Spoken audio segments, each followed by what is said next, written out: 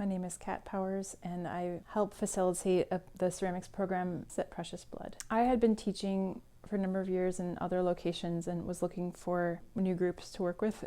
My mom used to teach GED in a prison system in California. So moving to Chicago, it's even more exciting than to work with this population of young men who really are like steering their lives from the very beginning and trying to figure out like what they're interested in and giving them options and skills, or just to play and just to have a safe place to play. And the young men here know each other already really well, and I'm this sort of odd person that they don't know.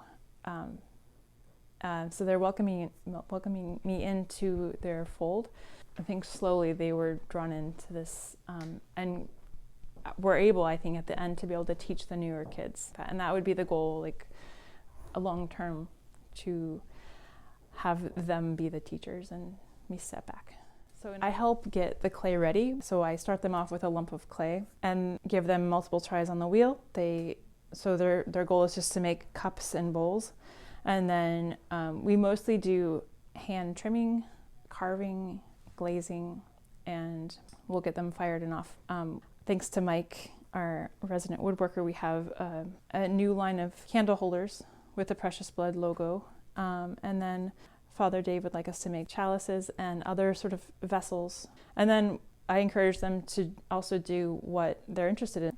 I think for anybody in all walks of life, having an artistic practice is really strengthening for personalities, and I feel like it gives people hope, and also it's therapeutic along the way.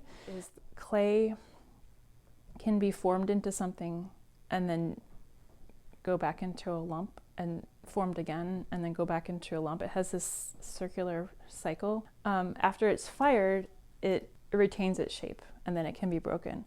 But then those pieces can be formed into art with mosaics. So that's why I like to do all these things, so that I can break my pieces and then use them again and give them life. It's just so regeneration. I feel like a lot of the youth in this program don't have places just to like get their anger out and pound things and like get messy and goof around, and that's part of it here. Were you here that day when one of the students was arrested? They were waiting for me and I was 15 minutes late. They were waiting outside and there was a cop there, and the cop said they did some gang signs. I don't know. I missed it. And one of them was in handcuffs when I arrived, and his brother was like so upset.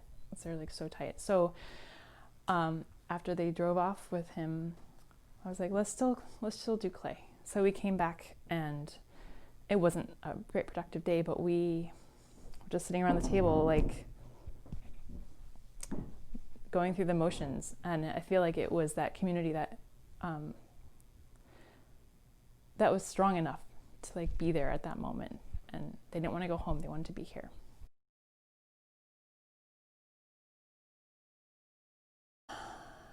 So as someone coming from the north side, I would say yes, please come down, you'll love it, and the more people the merrier. A lot of the problem in Chicago, for those of you who aren't in this city, is that it's so segregated. So I feel like that overcoming that personal fear of mine of exploring new territory that might not be safe is really, it's easy to overcome being with the people, developing relationships, and seeing the beauty in all parts of Beck of the Yards. It's so varied and it's very peaceful, I'm finding, despite the news.